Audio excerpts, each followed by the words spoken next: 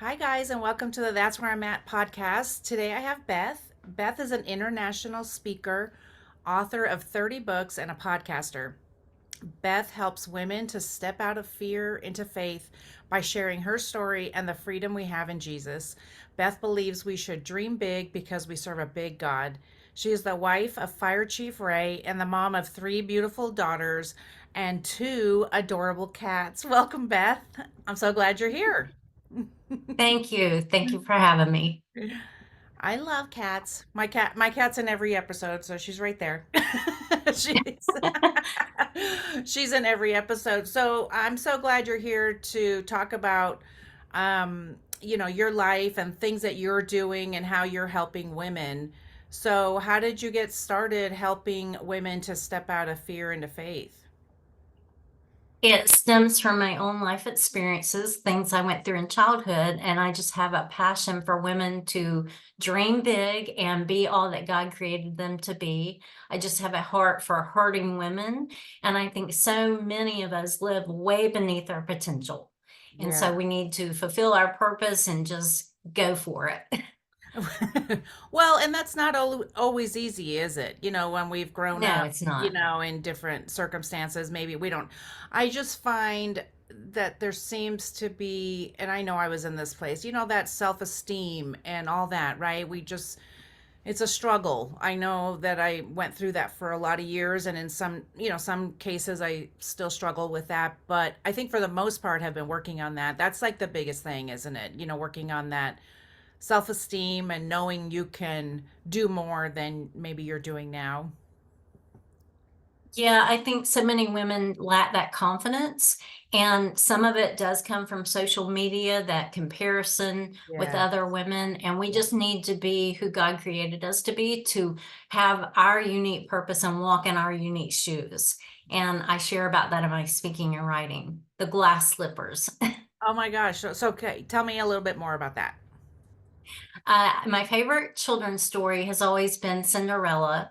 And so Cinderella wore those glass slippers, unique glass slippers, and only her foot could fit it when the prince came to put it and try it on her shoe. And I believe we all have a unique purpose Hmm. and that we need to do that. We don't need to compare ourselves with anyone else. I So love that. that's my favorite children's story. I speak about it, I write about it, I wrote 3 books about it, and I just love it. Some ladies don't relate to Cinderella at all, but Yeah. I do. I relate to her story with the abuse, and I also think it's a great picture for us going for our big dreams. Right. Yes, that's for sure. So tell me why that really resonated with you, that story of Cinderella. Cinderella's mother died when she was younger, and then her father married a wicked stepmother. And so I related a lot to the abuse from the wicked stepmother, the wicked stepsisters. I was sexually and physically abused in Mhm. childhood, verbally.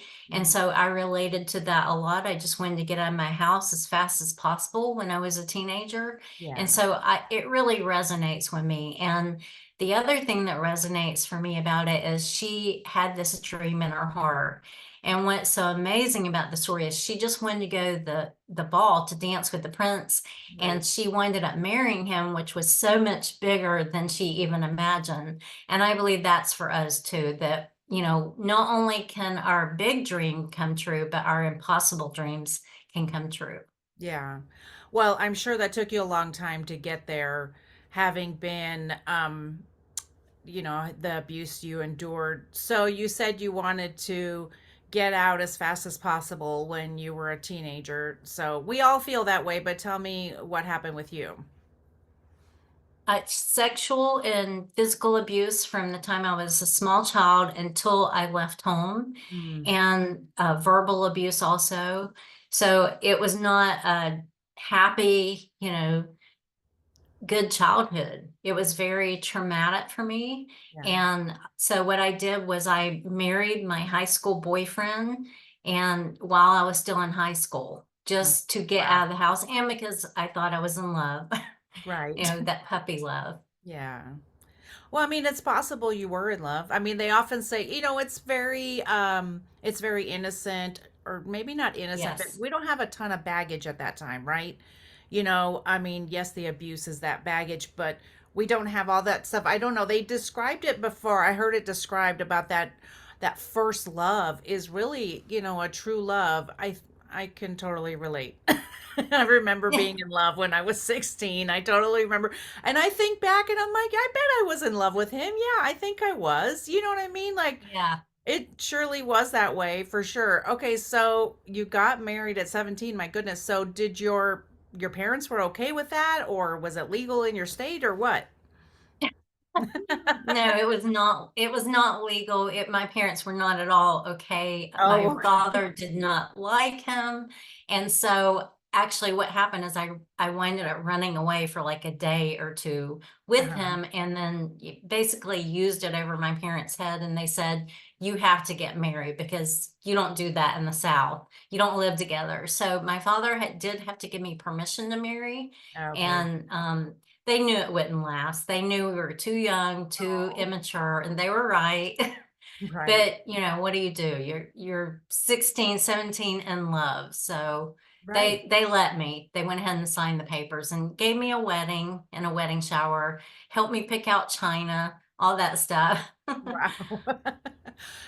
And I could totally understand how if your household is so chaotic and abusive that you're like, I just want to get out. And so how long did that last? It only lasted a couple of years. I can't say the marriage was a mistake because out of that marriage came my beautiful, precious daughter, Heather. Yeah. So I got pregnant with her pretty soon after I got married while I was still in high school. And so the marriage only lasted a couple of years. Hmm. And okay, so then tell me about that. So that only lasted a couple of years, and then where were you after that? What happened after that? What ended up happening is he got a job truck driving in California. And so he moved out to California. He had a family out there, and he took himself, the dog, and my Volkswagen Beetle that I learned to drive on to California. And then I joined him later, and I had Heather by that time. And so we moved out there to California for a while, and then we separated while in California. And I moved back home and with my dad when we were divorcing and separated. Yeah. And was there any particular reason why you were divorcing, or you both were like, was he the same age? Was he around the same age? He was a little older, a year or two, Okay. but we were just fighting all the time. Yeah. He was not paying the bills. It was just pretty, it was Yeah. just, we were too young. We were too Right. immature. We didn't know what marriage was. Oh yeah, for sure, right? I mean, we Yeah. don't even have a full brain at that time, so we don't know. We really don't know. Right. We don't know what we're doing, do we? So then so tell me a little bit more about, so you got divorced, and then what did you decide on your life? My father was the son of a farmer and who came from a long line of farmers. So my father was the first person in his family to go to college. And Okay. he went to college and became a CPA, a very successful CPA. And he really believed in education. So he was stressing to me to get a skill or education. I Mhm. got my secretarial degree first at a vocational school, and then I went to college. I have never finished college, but my pursuit was journalism. Uh-huh. So he would help me to get into college at that time. And so that's what I did for a number of years. I did that, and I also worked part-time. And then my sister helped me babysit Heather. And So how, she's like Heather's second mom. oh, well, that's really good. Yeah. So you see, yeah, so that you had that support with your sister. So Maria, she's my best friend. I love her so much. She's really helped. She's like Heather's second mother. that's so They're awesome. very close. So after you got divorced, I know you were still young, and did you think to yourself, I need to work on myself? I don't know. I mean, I feel like that was so young, like we're so young at that age. I don't know if we're thinking about, our mental health or anything like that. Did you feel like you needed to work on yourself or anything like that so that the next marriage you had would work out better or anything like that? Oh no, I was partying. I I love At it. that time I was just, Right. party city. It was terrible. I did a lot of stupid stuff. God redeems all that, but I was in Yeah. college, I've always loved Heather, but I should have been more responsible. Thankfully, Maria was there. I Yeah. mean, you learn a lot of lessons doing all that, and Yeah. I learned not to do all that. Right. And but Exactly. the self-esteem, the confidence, working on myself came much later in my 30s. So Okay. um I at that time I did want to pursue journalism. I really love to write. I've been Mhm. writing since I was a child, so I was going for journalism. I actually got a journalism scholarship one Mhm. time and worked on the college newspaper, and then I worked for an actual newspaper reporting. And so that was my focus at that time on journalism. I wanted to be at that time a reporter. I don't want to do that now, but at that time that was my goal. Right. And so you're partying and having a good time and then focusing on that. And so did you start dating anybody? Did you meet anybody? Tell me a little bit more about that. I was just I was playing the field. I wasn't dating anyone in particular. I think I always was looking for that love, that Yeah. unconditional love that we want from someone. Yeah. I did desire to get married. I also wanted Heather to have a father in her life, a stable father, because hers was not her biological dad, did not support her financially. He was absent from her life. I Okay. knew that was affecting her and that she needed a dad. Hmm. And then I got an internship to a small town for my journalism and as an reporter, as an intern reporter. And Okay. while there, I met a man who became my second husband. And he's the one that I didn't know what he really was when I married him. He was basically a monster. So we got engaged pretty quickly. Yeah. He was very charming. He was a town bachelor. Everybody knew him. He was in a position of high Oh. authority, and I ended up marrying him pretty quickly. Well, that's interesting that he was in a position of high authority and he was the town bachelor. Did he like date a lot of people and did anybody warn you that he was a monster ahead of time? Everyone in town knew him. He was very well known, and everybody seemed to love him. Everywhere Oh, he went, they would say hello and he would talk with them. He was very, very charming. yeah. And a lot of the women there in the town had dated him, which was annoying. Because everywhere he went, he had slept with the woman. Yeah. And one of the women that he had been with, that he had actually dated quite a while, actually called me on the phone and warned me about him Oh, but I didn't believe her. And okay. that's because I didn't see any signs of temper or anything before we married. Only one time I saw him have a temper. Yeah. Otherwise, he was giving me roses, taking me out to the best restaurants. He was so charming. I mean, charm just oozed from him. Yeah. And, it was a facade because, Right. probably that lady was the only one who warned me about him. And of course, my dad thought the engagement was way too quick and said something about that when he saw my engagement ring. He came Yeah. to visit me one time and he thought it was too fast, but you don't listen at that young age, No. you go in I went in, I didn't see the truth before I went into it. Yeah.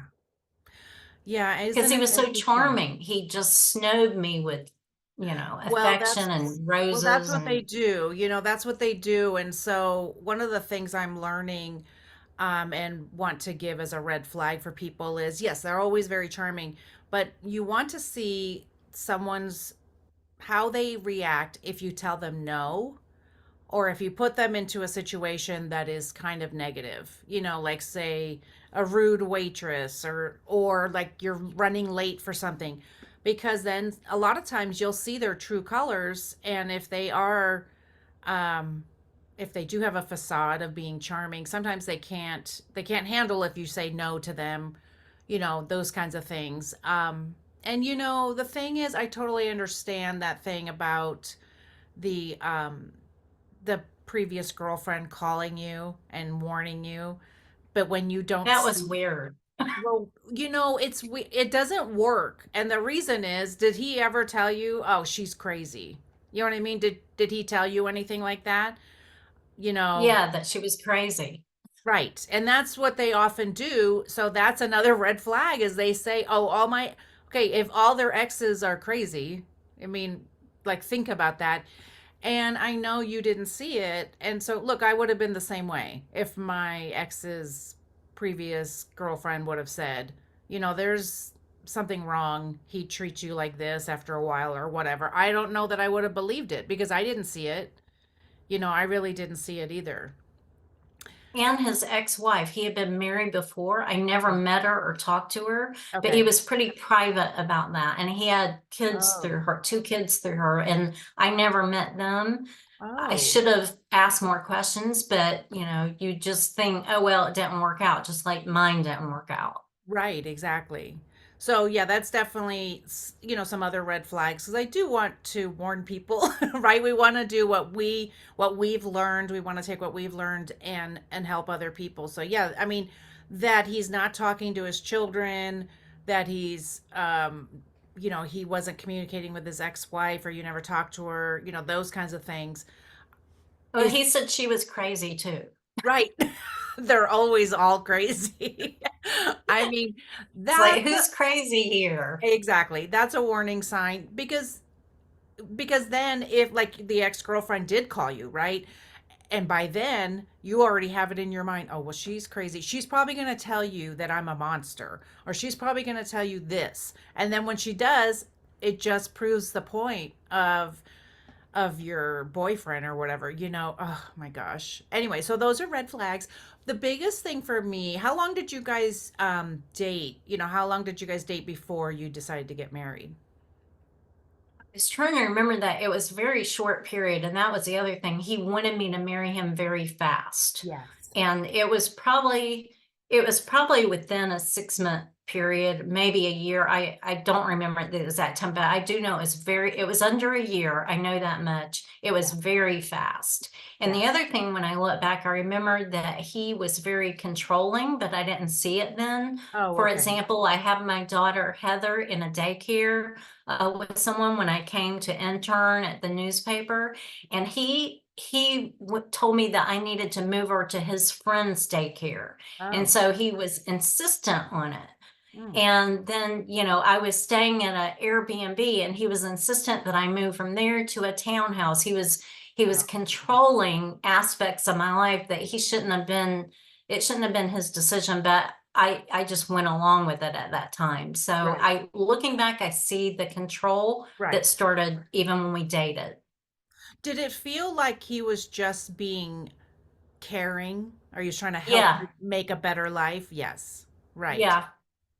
But looking back, you Like the see that it's daycare control. lady, she's my friend and she's so good and she'll charge you less. But Right. it was really the people that he knew that he was, trying to surround me with, people he knew that would say good things about him. Yeah. Oh my gosh. And that's a thing is when you look back you can see it because at first maybe you don't see it. And I really want to talk about because for me it was the same way. We dated an under a year and then we from the time we got engaged to married was 4 months, really super fast. And that is one of the Yes, characteristics of abusers and even if we say narcissists or anything like that is that they want to lock you down really fast. So if you are rushing, and this is the biggest thing for me, is do not rush. What are you rushing for? Like right. if and a lot of times they'll tell you, well, I just want the whole world to know how much I love you. Great, go post it on Facebook. that's, that's how I feel because They isolate you from people. They want to yeah. control you. And Yes. Now, did you feel like he was he starting to do that with you? Isolate you away? yes, he was trying to get me to be friends with his friends. Okay. Probably the ones that were okay with his behavior and things like that. Oh, they thought he was great. Right.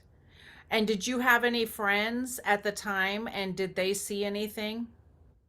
I didn't have friends there. It was a new town far away from my family, so I knew no one there. Yeah. So unfortunately, you were the prime target. You didn't have anybody so he could control your situation and get you around his friends. It's amazing how it's same story, different people, different actors in the same play. It's wild and so that's why as we're giving these warning signs. If you feel like some of these things resonate, you should be maybe having a discussion. But the biggest thing is don't rush. And I want to ask, when did you see, you said you weren't seeing any kind of temper or anything like that, even though she had warned you. When did you start seeing anything? Was it after you were married? I saw one time with his temper, pretty much one time at a restaurant, and he got mad at something. I don't even remember what it was, but I mean, it was just a, rage basically.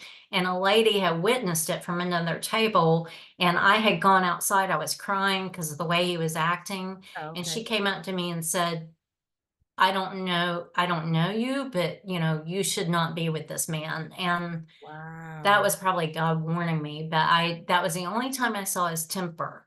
It Hmm. was after we married, probably a couple of months after he started showing his temper more and more. First Okay. with my Siamese cat, and then with me and my daughter Heather.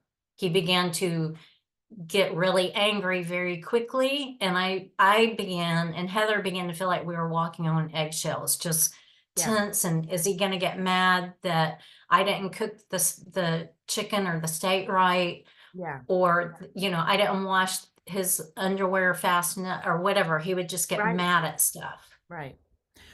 How do you feel like you were abandoning yourself along the way, during this time? Walking on eggshells comes in lots of different forms, you know, and maybe you were not cooking the foods you wanted because he only wanted certain things, or you weren't um, doing the activities you wanted to do. How were you abandoning yourself during this time? Well, for me to cook anything is a miracle. I'm not a good I'm not a good cook, even though I'm from the South. I've learned to cook along the way because I had kids, but I would try to please him, and there wasn't pleasing him. I just felt that tension around him, and I began to notice that temper, and Mhm. it was very concerning to me because of my daughter. And so I didn't have, I believe because of my childhood abuse, I didn't have the confidence in myself and Okay. value myself enough Yeah. to know this is not good, this is not right, I should not be with this man. Right. Plus, there is the aspect of finances. I was in a new town. I Yeah. was dependent on him financially. My ex-husband was not providing financially for our daughter, Heather. Yeah. So I believe that's a huge issue for so many women. They will not leave an abusive or narcissist marriage because of money. I believe so many women are in that trap.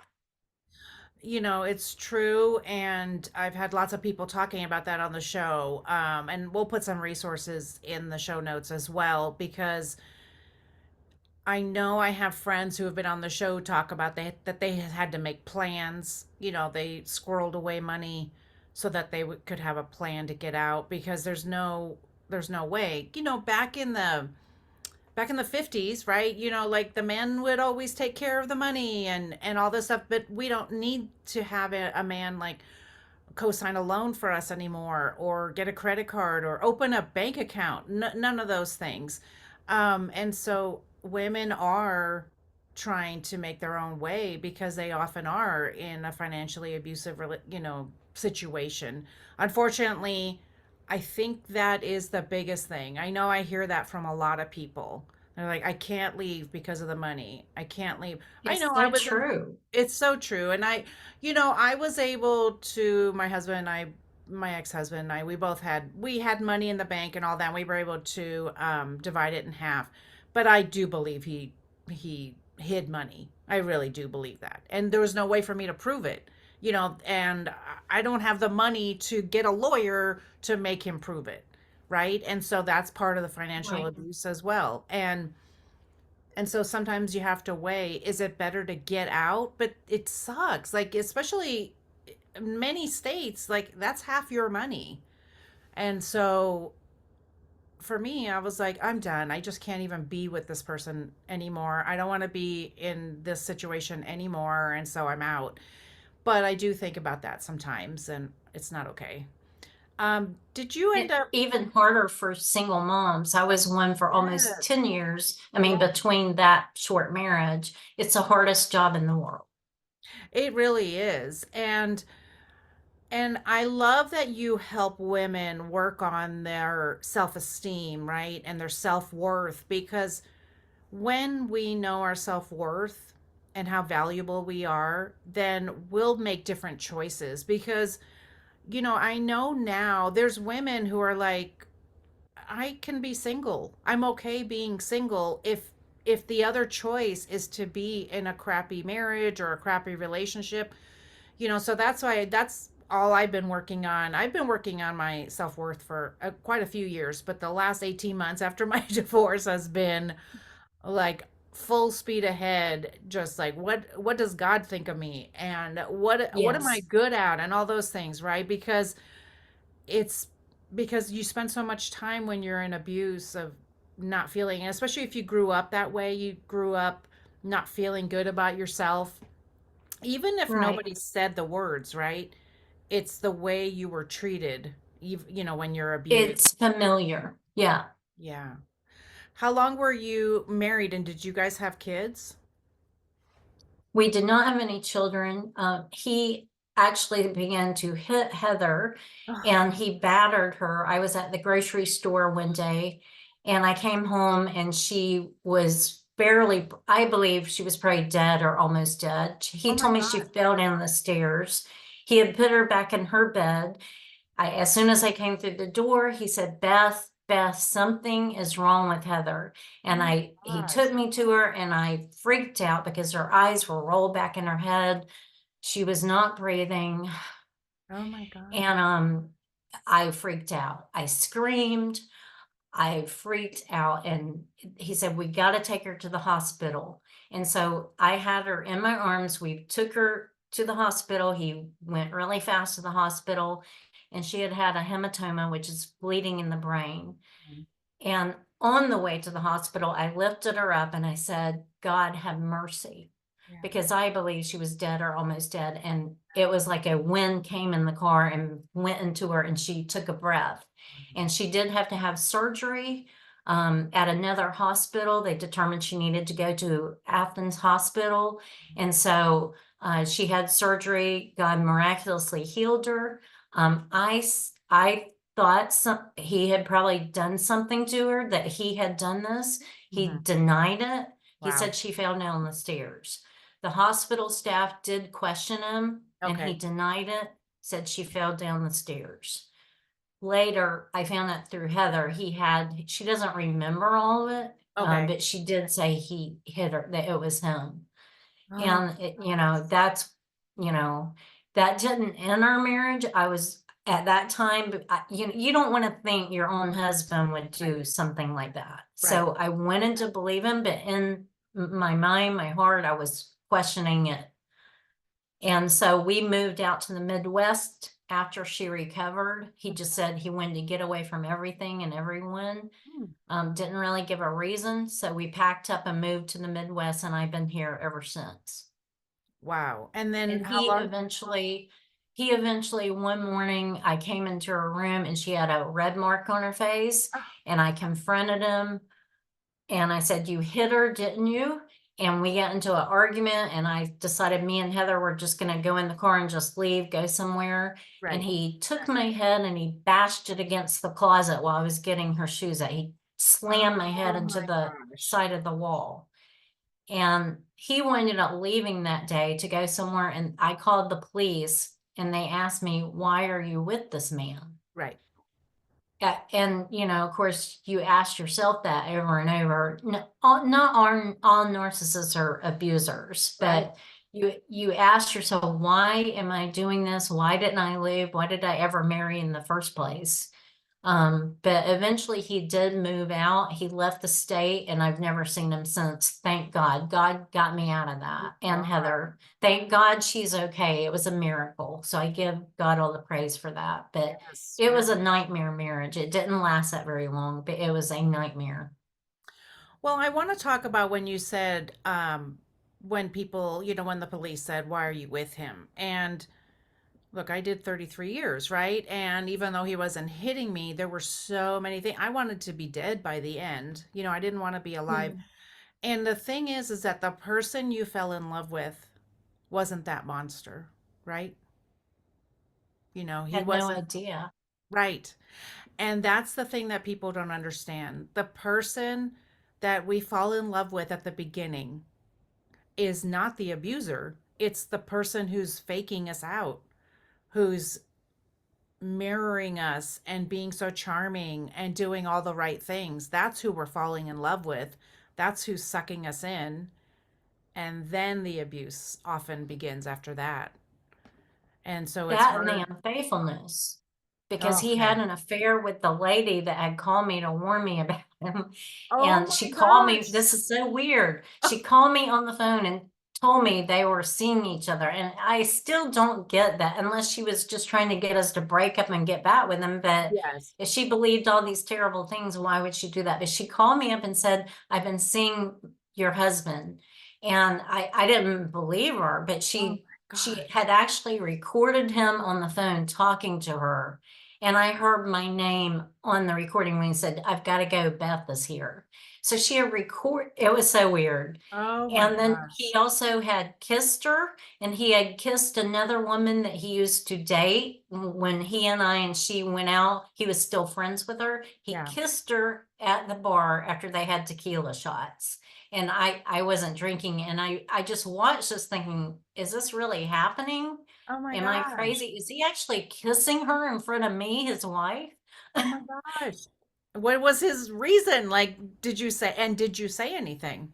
He said, oh, that's just, she's my friend. It's nothing. What? Unless you are agreeing to that, that's a problem. And that's Yeah, the biggest you would thing. agree. I talked to someone the other day who it was the same thing. She was talking about how he would say, "What about if we did a threesome or whatever?" And she said that she was in so much abuse that she actually started questioning her morals and values and going, okay, well, if this would make him happy, right? You actually start to Wow. like question yourself. And so you Mhm. sitting there going, is this like really happening? And unless you say something, right? Because unless you're agreeing to this, if it's not okay with you, I remember that. I mean, there was no kissing in front of me, but I was to the point where I was like, hello, I'm right here. Like, hello. Flirting, being charming, seducing other women. Yes, and it's so disgusting. They have their own need that they need filled. And when you were talking about excuse me, when you were talking about that other woman and how she called you, and then you said unless she was trying to get back together with him, but why would she? That's interesting, and why you do this work, because that woman doesn't have the self-esteem that she needs, right? Because maybe she did want to get back together with him even though he was abusive to her, because maybe I she think she didn't. was in love with him, but she Yeah, saw the abuse and right. she didn't want, but I think she was still in love with him. Yeah. Well, we know that trauma bond is really hard, because that trauma bond, our brain holds the space of I hate them, I've been abused, but also I love them, I don't understand what's happening. Like, our oh no, oh shoot. I just lost her. All right, team, I just lost her, so we're gonna have to come back. Oh boy. There she is.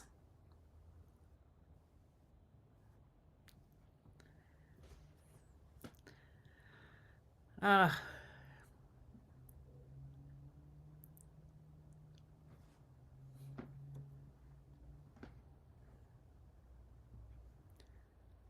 you're still muted.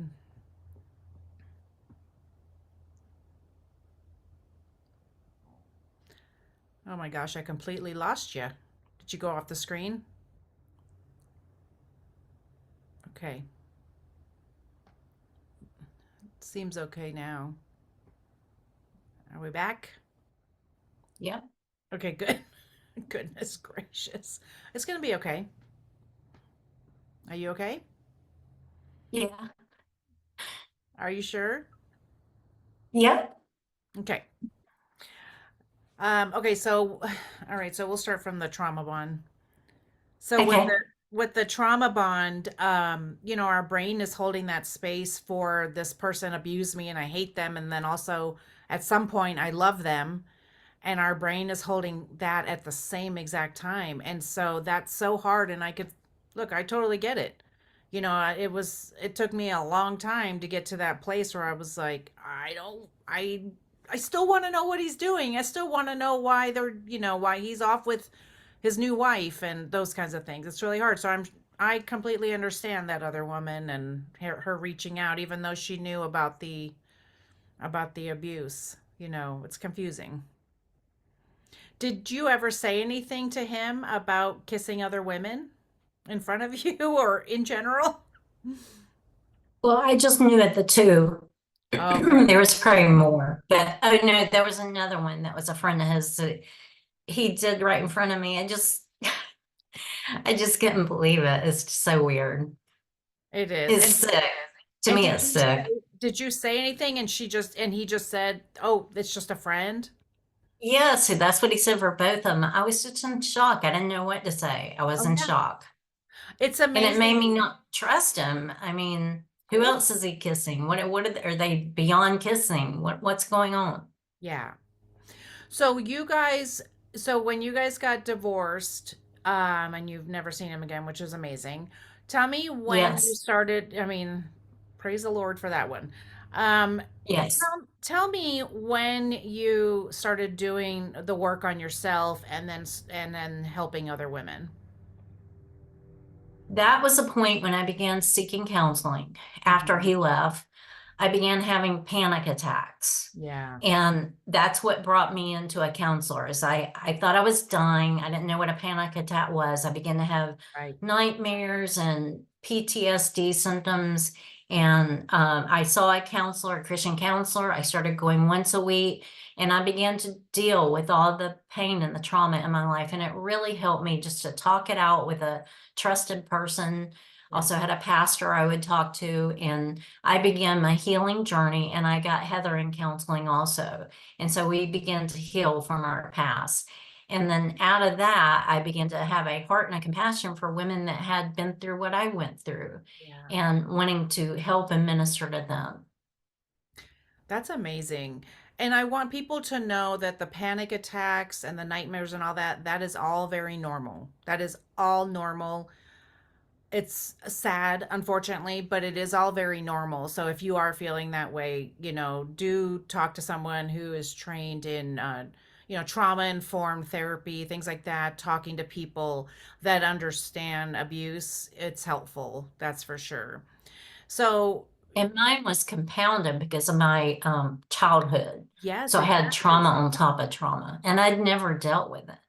Right. And so do you feel like as you started talking about it, stuff started coming out that you had to Oh, do? yes, a lot. Nightmares.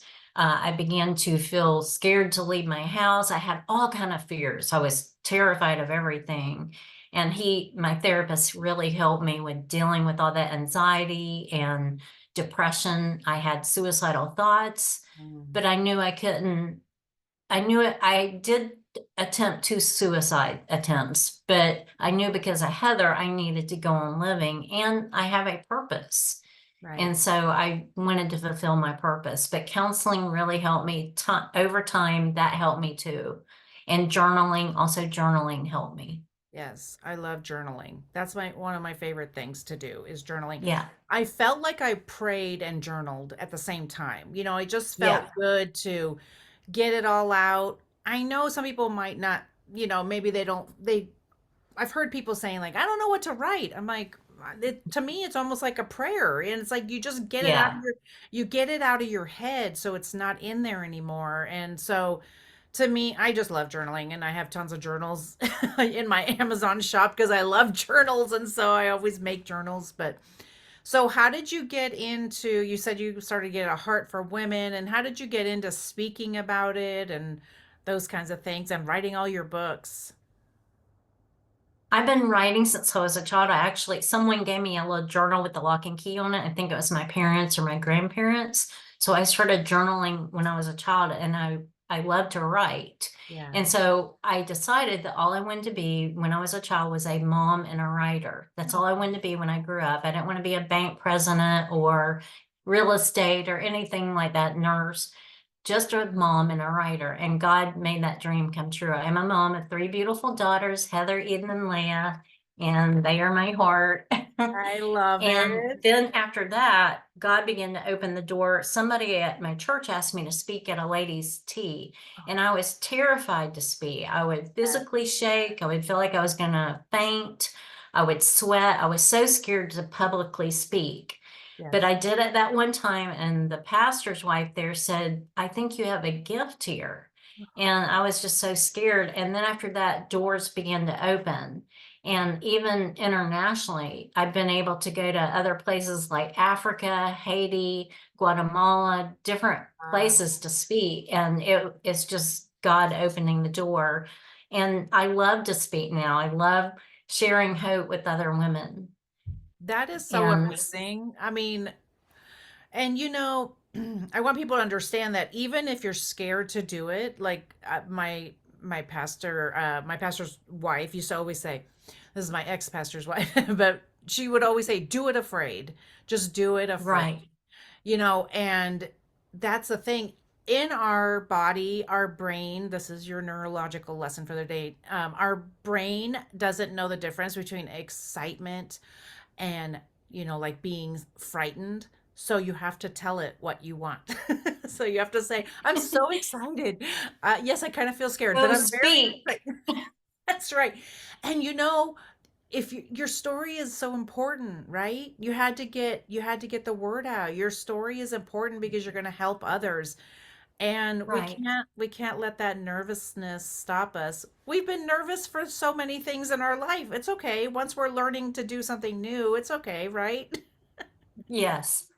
Everywhere I've gone to speak, especially the other nations, I had fear. Like one of the places I was going to go to minister was Guatemala, and I was so scared. I had a friend that she moved there. She Okay. loved it. She fell in love with the land and the people. She invited me to come, but there's volcanoes over there. They're active Wow. and earthquakes. And I was so scared to go over there, but I did actually go, and I got to pray for people and just different things. So we do it afraid, just like you said, we do it afraid out of obedience to God, but just to give people hope and encourage others. And it opens up your world to so many things. Traveling just opens your world. In fact, my daughter Leah is about to go to Japan this Saturday for 2 weeks. And Wow. she's shy and quiet, but she's about to go. She loves the culture and she's been studying, and she's about to go Saturday. So say a prayer for her. And Yes. her friends three of her friends are going, or Oh my four of her gosh. friends. That's going to So be so we do it exciting. afraid.